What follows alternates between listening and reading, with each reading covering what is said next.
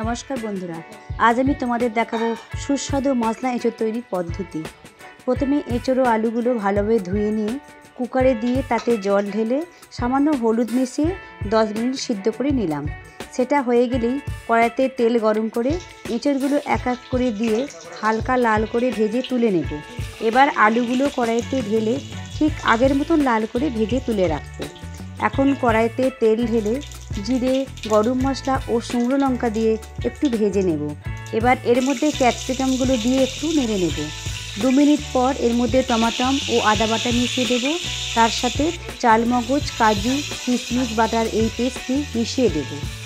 এবার এটা ভালোভাবে মিশিয়ে নিতে হবে। এখন এর মধ্যে হিং, জিরে, ধনে, হলুদ, মরিচ গুঁড়ো মিশিয়ে এটা জমিয়ে কষিয়ে নিলাম 5 মিনিট। 5 মিনিট পরে এঁচোড় ও আলুগুলো এর মধ্যে ঢেলে ভালোভাবে কষিয়ে মাখো করে নেব। এবার পরিমাণ মতন লবণ ও মিষ্টি মিশিয়ে দেব। এখন অল্প একটু নাড়াচাড়া করে পরিমাণ মতন জল ঢেলে দিলাম রসা রসা বানানোর জন্য। আর সামান্য লেবুর রস ও ধনিয়া পাতা মিশিয়ে দিলাম, এতে এর স্বাদ খুব সুন্দর হবে। ব্যাস, আমাদের রান্না মোটামুটিভাবে তৈরি।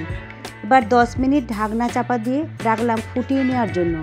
10 মিনিট পর ঢাকনা তুলে একটি পাত্রে ঢেলে উপর থেকে কাসুরি মেথি ছড়িয়ে দিলাম। ব্যাস, পুরোপুরি কমপ্লিট আমাদের সুস্বাদু মশলা এঁচোড়। এবার গরম গরম পরিবেশন করলেই রেস্টুরেন্টের মজা ঘরে বসেই পেয়ে যাবে।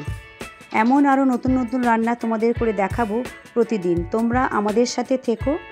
আমার ভিডিও ভালো লাগলে এই চ্যানেলটি সাবস্ক্রাইব করে আর লাইক শেয়ার করে বাকিদেরকেও নতুন কিছু দেখার সুযোগ করে দাও।